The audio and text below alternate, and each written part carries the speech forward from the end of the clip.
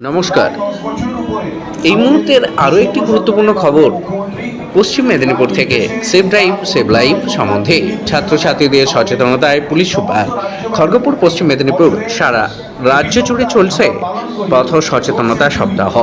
রাজ্যের পাশাপাশি পশ্চিম মেদিনীপুর জেলা ও কর্মসূচি পালন করা হচ্ছে জেলা পুলিশের পক্ষ থেকে। এদিন জেলা পুলিশের পক্ষ থেকে খড়গপুর কলেজের ছাত্রছাত্রীদের নিয়ে একটি বিশেষ সচেতনতা শিবিরের আয়োজন করা হয়। উক্ত সচেতনতা শিবিরে উপস্থিত ছিলেন পশ্চিম মেদিনীপুর জেলার পুলিশ সুপার ধৃতিমান সরকার, মেদিনীপুরের সাংসদ জুন মালিয়া এবং কলেজের অধ্যক্ষ সহ ছাত্রছাত্রীরা।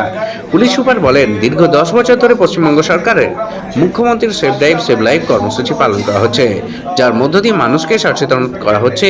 অনেকে দুর্ঘটনা কমে গেছে। পথ সচেতনতা বিষয়ে একটি সপ্তাহ পালন করা হয়। তাই আমরা ছাত্রছাত্রীদের কাছে এসেছি তাদেরকে সচেতন করতে এবং যেভাবে পথে বাইক চালিয়ে নিজেদের সুস্থ রাখতে। যে ব্যক্তি পথে গাড়ি নিয়ে বেরোচ্ছে তাকে বুঝতে হবে তার গুরুত্ব তার পরিবারের কাছে কতটা। পরিবারের কাছে প্রতিটি মানুষের অনেক প্রয়োজন রয়েছে, তাই নিজেকে পথ চলার সময় সাবধানে পথে চলতে হবে। রাস্তায় বাইক চালানোর সময় কানে হেডফোন বা ফোন নিয়ে কোনোভাবেই বাইক চালানো উচিত নয় বলে জানান পুলিশ সুপার। বিভিন্ন জায়গায় পুলিশ পথচারীদের সাবধান করতে গিয়ে নিজেরাই আহত হয়েছে। তাই আমি প্রত্যেককে বলবো, সাবধানে গাড়ি চালান, নিজেদের জীবন বাঁচান।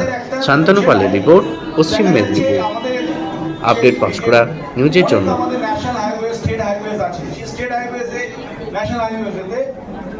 যে নাম্বার অ্যাক্সিডেন্টস হয়, যে মানুষ মারা যায়, আর যদি দেখা যায় যে ক্রাইমে কত লোক মার্ডার হয়, আপনি দেখবেন 0.001%।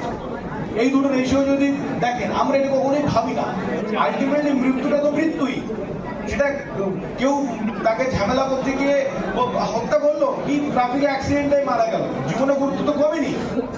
আমার অবর্তমানে আমি ধরুন আমার মৃত্যু হলাম, যেভাবেই হোক পরিবারের কাছে আমার তো তার গুরুত্ব কমছে না, একইভাবে হচ্ছে। এবং যারা হয়তো ট্রাফিক অ্যাক্সিডেন্টে পার্মানেন্ট ইনক্যাপাসিটেড হয়ে যাচ্ছে, পার্মানেন্ট কোনো ডিসেবিলিটি চলে আসছে, তাদের তো অবস্থা আরো খারাপ।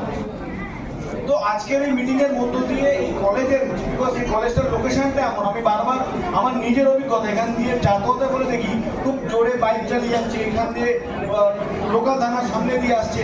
দেখো, এটা সবসময় যে আমি এনফোর্স করবো, সবসময় যে তোমাদেরকে আমি চালান কেটে এনফোর্স করবো, এটা সেই জন্য আসা নয়। সেটা তো আমাকে করতেই হবে, অপশন নেই।